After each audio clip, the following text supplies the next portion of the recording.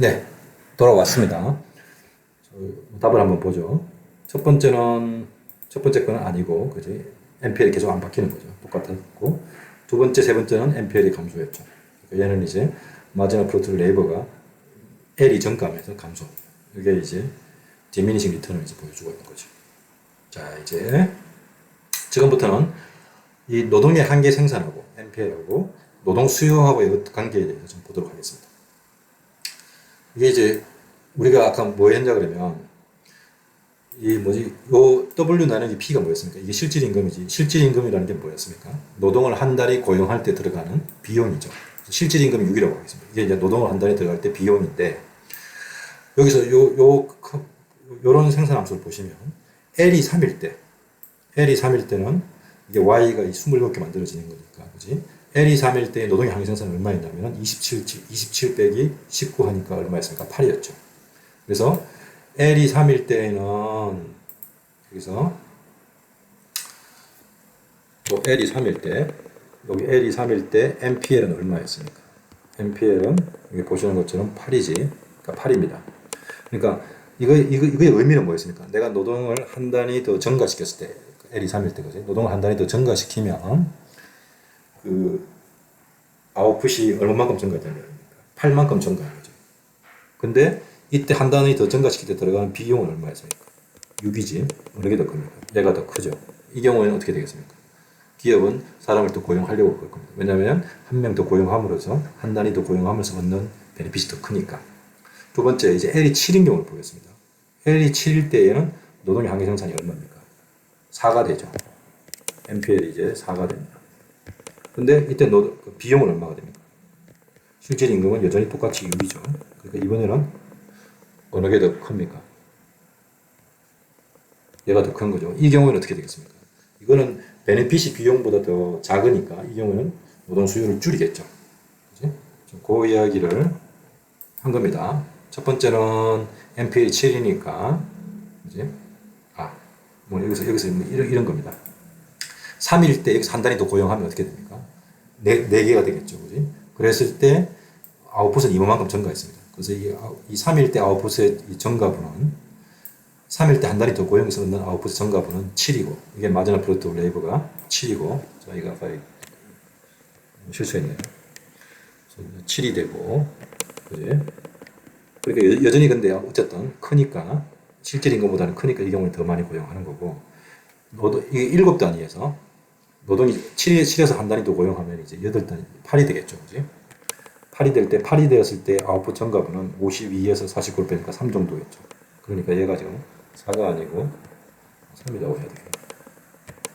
그러면 3은 6보다 작으니까 이때는 이제 노동 수요를 고용을 더 하지 않는 거죠. 그래서 이제 요 이야기입니다. 그래서 그러면 언제 노동 수요가 결정이 되냐 그러면 제가 계속 말씀드리지만 들어가는 비용하고 뭐하고 같아질 때 비용하고 뭐에 이 베네핏이 같아지는 거. 그 베네핏이 뭐입니까? 마지널 프로덕트 오브 레이버죠. 그죠? 그게 같아지는 여기서 그죠? 노동 수요가 결정이 되는 겁니다. 5만큼 수요한다는 얘기죠. 네, 그래서 여기 보시면 요 지금 그래프가 뭐냐면은 여기가 지금 실질 임금입니다. 요 수직축이 그리고 이 수평축이 노동 수요량입니다. 그러면 이 노동 수요 이게 노동의 수요량이고 수평축이 이게 노동의 가격입니다. 실질 임금. 그랬을 때 이 노동의 수요는 어떻게 결정이 되냐 그러면 각각에 주어져 있는 실질 임금에서 뭐가 같을 때 실질 임금하고 뭐가 같을 때 마지널 프로덕트 오브 레이버가 같을 때입니다. 그래서 요게 뭐냐 그러면 요때 요게 뭐냐 그러면은 마지널 프로덕트 오브 레이버입니다. 실제 요게 마지널 프로덕트 레이버의 커브인데 그러니까 실질임금이 여기면 요 실질임금 상태에서의 마지널 프로덕트 오브 레이버가 여기인 거죠. 그지? 그래서 얘가 얘하고 같아지는 곳에서 노동 수요가 결정이 되고 그때 노동 수요가 요만큼이 되는 거고 또 실질임금이 여기일 때 지금 요게 마지널 프로덕트 오브 레이버니까 여기서 실질임금 여기일 때 여기서의 마지널 프로덕트 오브 레이버가 같아지는 곳에서의 노동 수요량이 결정이 되고 이렇게 되는 거예요. 그래서 이걸 그림을 그렸던 게 뭐냐 그러면 요 식이죠. 그지? 그게 노동을 한 단위 더 고용할 때 들어가는 비용이고 이걸 노동을 한 단위 더 고용했을 때 얻는 수익인데 이 비용과 수익이 같아지는 곳에서 노동 수요가 이루어진다는 이야기가 이런 이야기입니다. 그래서 노동의 수요 곡선을 다르게 이야기하면 여기 노동의 수요 곡선인데 이거는 결국 뭐하고 같습니까? 마지널 프로덕트 오브 레이브 커브하고 같은 거죠. 그렇게 이제 이해하시면 되겠습니다.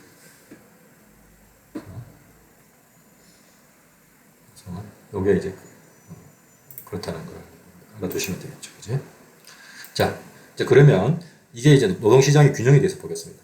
첫 번째, 여기 노동 수요 곡선이었고, 그지? 마지널 프로덕트 오브 레이버가 노동 수요 곡선이었고, 여기서 보면 뭘 할 수 있습니까? 실질 임금이 작아지면 작아질수록, 여기서 보시면 실질 임금이 감소하면 감소할수록, 마지널 프로덕트 오브 레이버는 어떻게 됩니까? 노동 수요는 어떻게 됩니까? 증가하죠. 왜? 실질 임금이 작아지면 작아질수록, 그거에 같아지는 마지널 프로덕트 오브 레이버는 훨씬 더 작아지기 때문에 그렇습니다. 당연하죠. 왜냐하면 실질 임금과 마지널 프로덕트 레이버가 같아지는 곳에서 노동 수요가 이루어지는 거예요. 예를 한번 들어보면 아까 여기서 그지 실질 임금이 6일 때 결국은 실질 임금이 6일 때 노동 수요는 어디서 결정이 되냐면 실질 임금하고 뭐하고 같을 때 실질 임금하고 뭐하고 같을 때 노동 수요가 결정이 되겠습니까? 마지널 프로덕트 오브 레이버가 같을 때의 노동 수요가 결정이 되겠죠. 그러니까 지금 여기 보면 실질 임금 6일 때 마지널 프로덕트 오브 레이버가 6일 때 요 수준에서 요 L인 만큼의 노동 수요가 결정이 됩니다. 그래 만약에 실질 임금이 이제 낮춰 볼까요?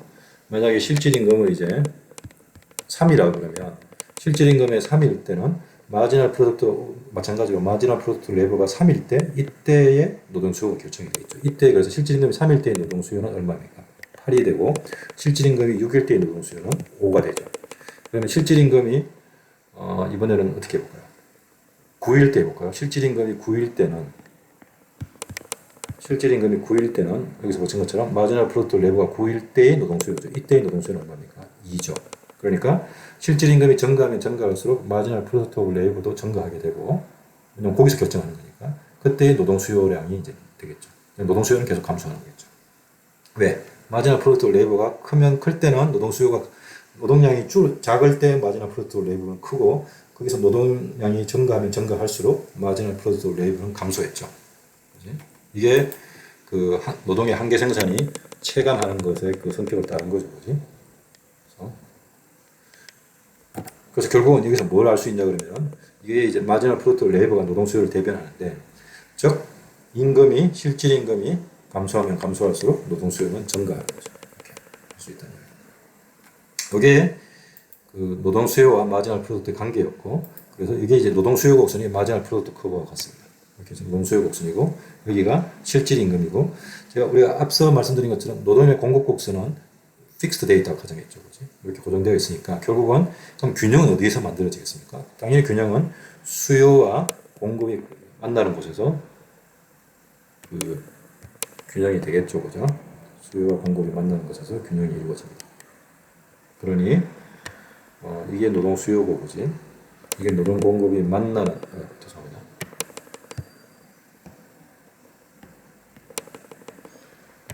노동 공급이 그지? 만나는 곳에서 이때의 가격, 이게 균형 가격이고 이때의 양이 균형량이겠죠. 균형량은 노동 공급이 고정되어 있으니까 거기서 결정이 되겠죠. 요 L바에서 결정이 되고 균형 웨이지는 노동 수요에서 결정이 되겠죠. 여기에 만나는 곳에서의 가격과 임금과 균형량이 이제 결정이 됩니다. 이게 노동시장 균형입니다. 그래서 그러면 여기에 맞춰서 노동 수요와 노동 공급이 만나는 곳에서 임금이 이제 균형 임금이 결정이 됩니다. 생산 요소 시장에서의 노동 시장에서의 균형 임금이 결정이 되고 그럼 똑같은 논리로 자본 시장에서의 자본의 가격도 그렇게 결정이 되겠죠. 그지? 그러면 자본에 대한 자본 시장에서도 자본 공급은 똑같이 이렇게 고정되어 있다고 했으니 자본 수요는 어떻게 결정하냐? 자본 수요를 결정하는 방식도 노동 수요를 결정하는 것과 똑같이 결정할 수 있습니다. 어떻게? 우리가 노동의 수요는 노동의 한계 생산하고 노동의 가격이 실질 임금이 같아지는 곳에서 노동 수요를 했다면 그러면 자본의 수요는 어떻게 되냐면 자본의 실질 렌탈 프라이스와 자본의 가격과 자본의 한계 생산이 같아지는 곳에서의 자본량을 수요하는 게 자본 수요가 되겠죠. 그래서 똑같이 이거 똑같은 그 논리로 이 자본의 한계 생산은 K가 증가하면 감소하게 됩니다. 즉 무슨 말이냐 그러면 자본의 한계 생산은 디미니싱 리턴을 가지고 됩니다. 이게 왜 그러냐 그러면 지난번에 아까 우리가 보셨던 요거 한번 예를 들어 볼게요. 이런 생산 함수를 생각해 보시면 루트 K 곱하기 루트 L이면 결국 자본의 한계 생산은 뭐겠습니까? 자본의 한계 생산은 이제 노동량이 변하지 않는 상태에서 자본을 한 단위 증가시켰을 때 증가하는 Y의 양이겠죠.